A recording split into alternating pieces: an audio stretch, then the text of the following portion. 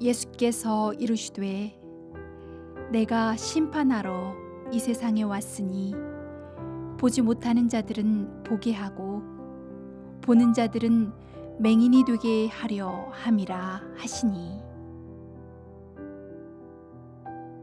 우리가 자주 사용하는 관용적 표현 가운데 눈을 뜬다 하는 말이 있습니다. 학문의 눈을 뜬다 하는 말은 무슨 뜻일까요? 공부하는 목적도 방법도 모르고 아무 생각 없이 학교 가서 무조건 외워서 시험 보던 학생이 있습니다. 어느 날 번쩍하는 느낌과 함께 무언가 깨달음이 옵니다.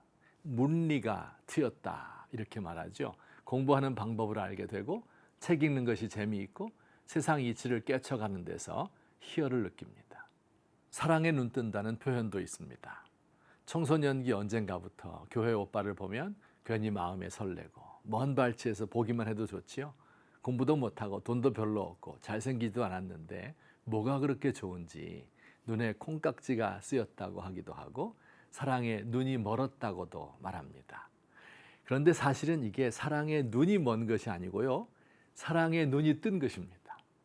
이 눈을 뜬다는 것은 사물의 이치를 깨달아 알게 되는 현상을 가리키는 표현입니다. 눈 떠야 할 분야들이 많은데요. 우리가 눈 떠야 할 많은 세계 가운데 가장 중요한 것은 바로 우리의 창조주 하나님에 대하여 눈을 뜨는 것입니다. 물론 하나님 자신을 우리의 육안으로 보는 것은 아니죠. 육안으로 태양도 보기 어려운데 태양을 만드신 하나님을 볼 수는 없습니다. 영적인 눈, 마음의 눈을 뜨는 것입니다. 본래 하나님께서 사람을 만드실 때 하나님의 창조물을 볼 수 있는 육신의 눈을 주셨을 뿐만 아니라 하나님을 알 수 있는 영적인 눈도 주셨습니다. 그러나 인간이 죄를 범함으로 하나님을 보는 눈이 어두워졌고 시력을 잃었습니다. 하나님이 누구인지도 모르고 하나님이 하시는 일에 대하여 아무 감각도 없고 하나님의 세계에 대하여 관심도 없어진 것입니다. 예수님께서 이 땅에 오신 중요한 이유가 바로 하나님을 보는 시력을 회복하기 위함입니다. 예수께서 이르시되 내가 심판하러 이 세상에 왔으니 보지 못하는 자들은 보게 하고 보는 자들은 맹인이 되게 하려 함이라 하시니. 예수님이 날 때부터 맹인이었던 사람을 고치신 것은 바로 예수님께서 영적 눈을 띄워주신다는 상징적 표현입니다. 사랑하는 성도 여러분, 하나님을 보는 영적인 눈이 떠지면 어떤 일이 벌어질까요? 세 가지입니다. 첫째, 하나님의 실제가 믿어지고 그의 사랑이 느껴지고 말씀이 깨달아집니다. 성경 말씀을 들을 때 마음이 편하고 설레고 기쁩니다.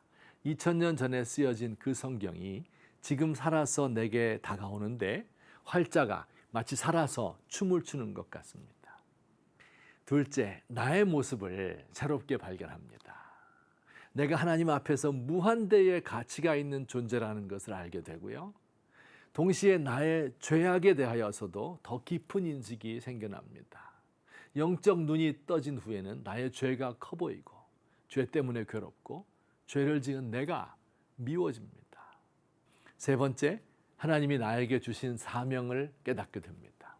물질적인 것을 추구하며 사는 내 삶이 아무 의미가 없게 느껴지고 내가 이루어 놓은 세상의 업적이 초라하게 느껴집니다. 하나님의 눈으로 세상을 바라보고 영혼들을 보며 하나님 주신 사명을 위하여 나의 삶을 바치게 됩니다. 한 번 눈을 뜬 사람은 눈 뜨기 이전의 삶으로 돌아갈 수가 없습니다. 사랑의 눈을 뜬 사람은 어떠한 장애물이라도 뛰어넘어 사랑을 이루려 하고 자유의 눈을 뜬 사람은 다시 속박의 상태로 돌아갈 수가 없습니다.